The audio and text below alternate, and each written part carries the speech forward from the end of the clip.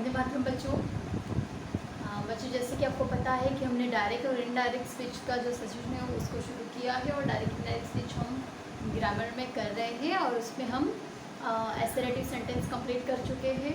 ठीक है, उसमें भी हमने डीप में देखा है जो सारे एसरेटिव सेंटेंस हैं उनको। फिर हम इंट्रोगेटिव सेंटेंस जो है उनको भी कर चुके हैं। इंट्रोगेटिव सेंटेंस में हमने हेल्पिंग वर्ब से शुरू होने वाले और WH वर्ड से शुरू होने वाले दोनों टाइप के सेंटेंस हमने कंप्लीट किए हैं। और मैंने डायरेक्ट इनडायरेक्ट स्पीच में आपको रूल्स का भी एक पर्टिकुलर वीडियो दिया है, तो आप वो वीडियो पूरा अच्छे से देखिए और सारे रूल्स याद कर लीजिए, क्योंकि एक बार आप रूल्स समझ गए, उनको आपने अच्छे से पढ़ लिया, तो आपको नरेशन करने में बहुत ज़्यादा दिक्कत नहीं होती है, एकदम आसानी हो जाती है।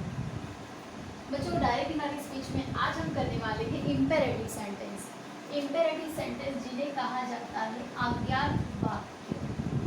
ठीक है, आज्ञा किसी भी कोई भी बात हो उसकी, जैसे आज्ञा देना, ठीक है, या आज्ञा लेना, उसके लिए अब इम्पेरेटिव सेंटेंस जो है इसमें अलग अलग टाइप के रिपोर्टिंग वर्ब आते हैं। जैसे कि हमने देखा कि असर्टिव सेंटेंस में हम रिपोर्टिंग वर्ब जो था वो से, सेज, उसका टेल या फिर टेल से होता था। उसी तरह अगर वर्तमान है फिर पास्ट है तो सेड का टोल्ड हम करते हैं। ठीक है, तो ये जो है रिपोर्टिंग वर्ब जो है एसरेटिव सेंटेंस की। और इंट्रोगेटिव में हमने देखा कि आस्क्ड, इस रिपोर्टिंग वर्ब का हम इस्तेमाल करते थे।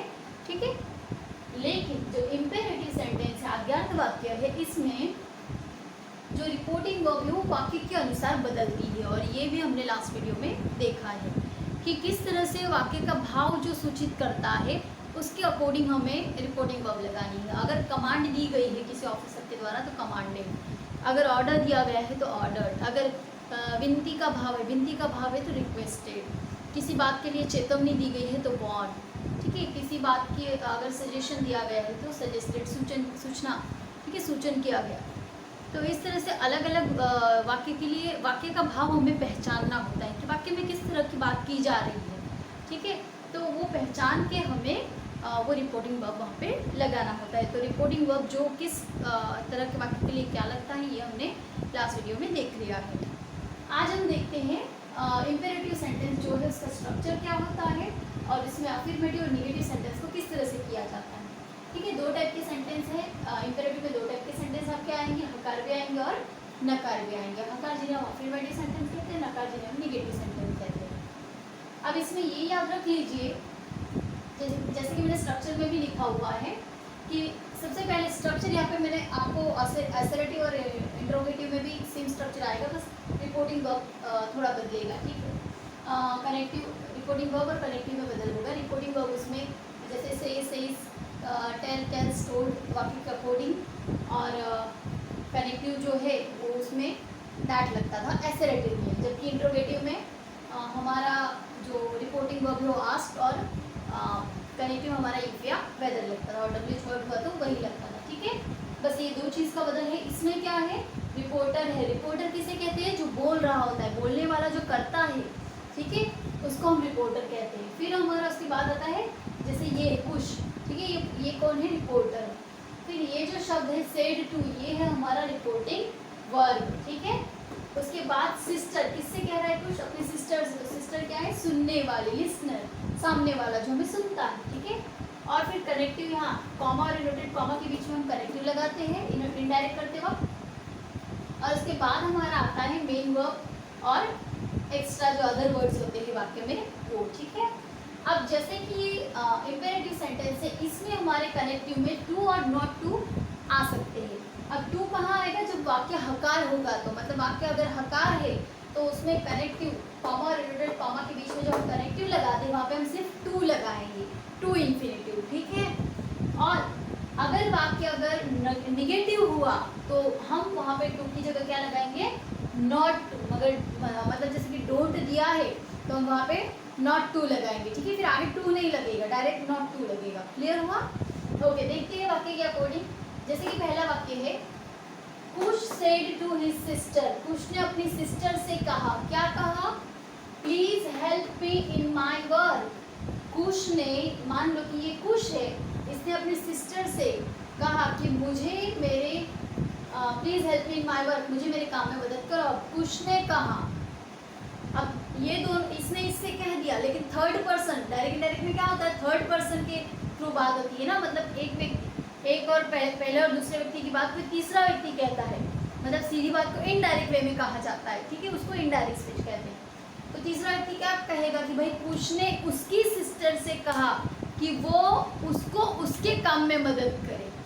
कुश ने जब कहा तो उसने कैसे कहा कि तुम मुझे मेरे काम में मदद करो, वो डायरेक्ट अपनी सिस्टर को कह रहा है, तब ऐसा कह रहा है। लेकिन जब कोई तीसरा व्यक्ति ये सुन रहा है, ठीक है, और उसने वो अगर किसी को एक्सप्लेन करेगा तो कैसे करेगा, उसने उसकी सिस्टर से कहा था कि वो उसको उसके काम में मदद करे, तो यही हमारा जवाब इनडायरेक्ट में लिखना होता है, ठीक है।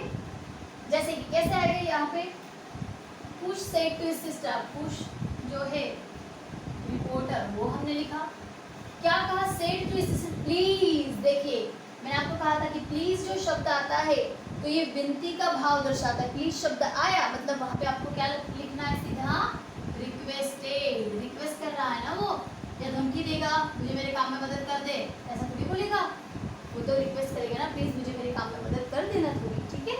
तो रिक्वेस्टेड सेड टू निकल के क्या होगा, requested his sister, already his दिया है तो वही रहेगा, हिज सिस्टर, ठीक है।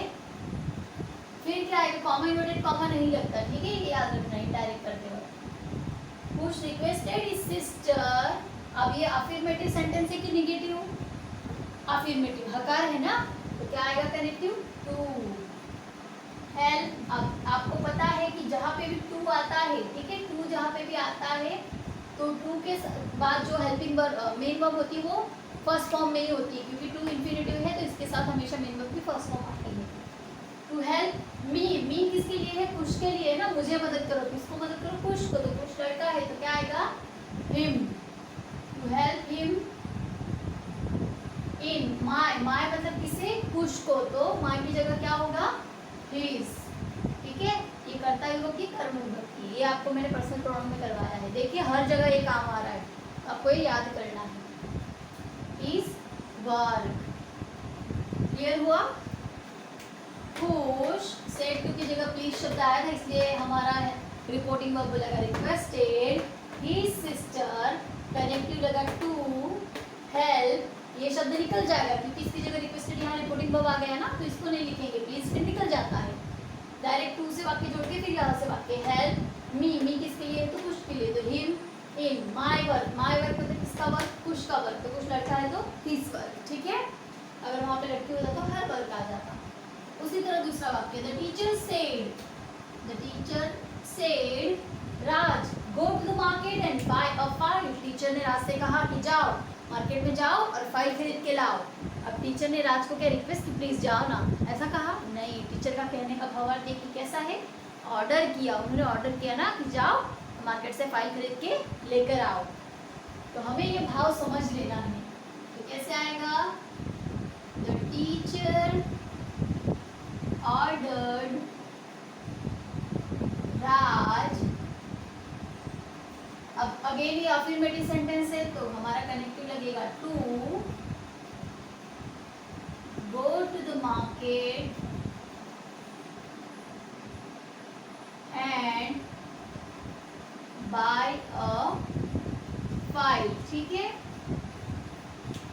द टीचर स्पीकर हुआ बोलने वाला, ठीक है, भाव ऑर्डर देने का था तो रिपोर्टिंग वर्ब सेड की जगह लगा ऑर्डर, उसके बाद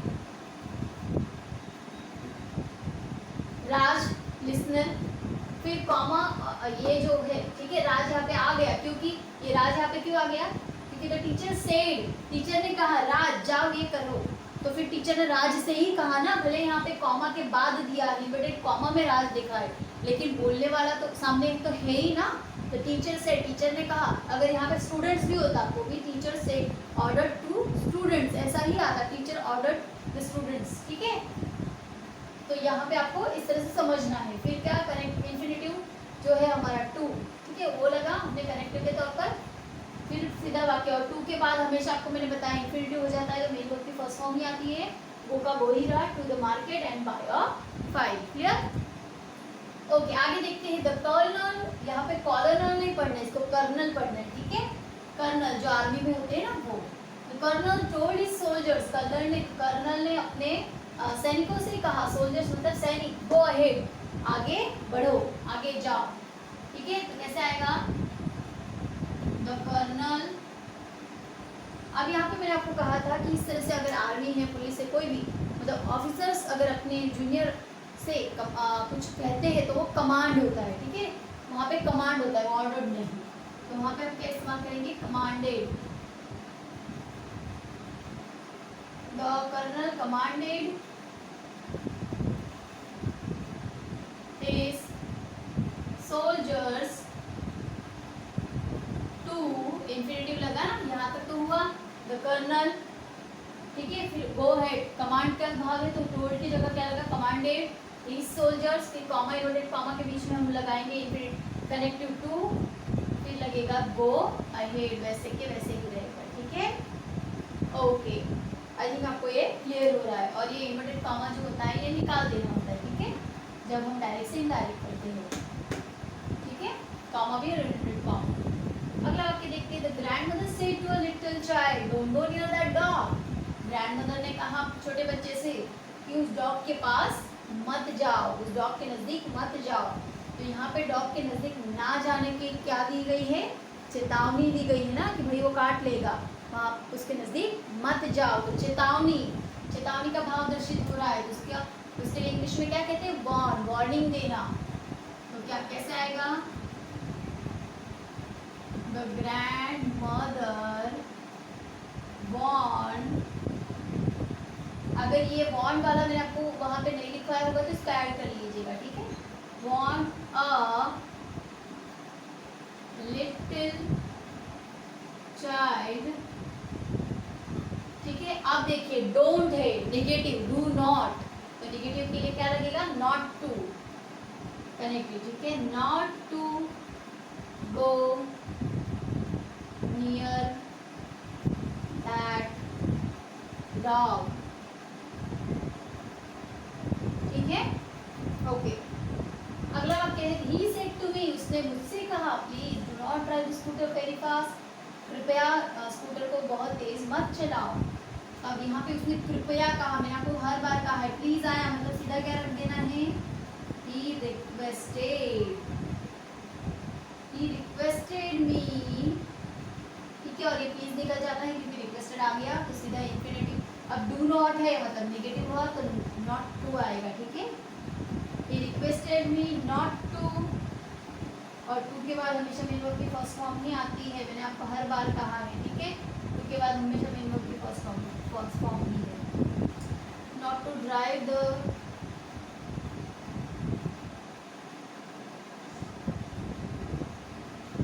स्कूटर,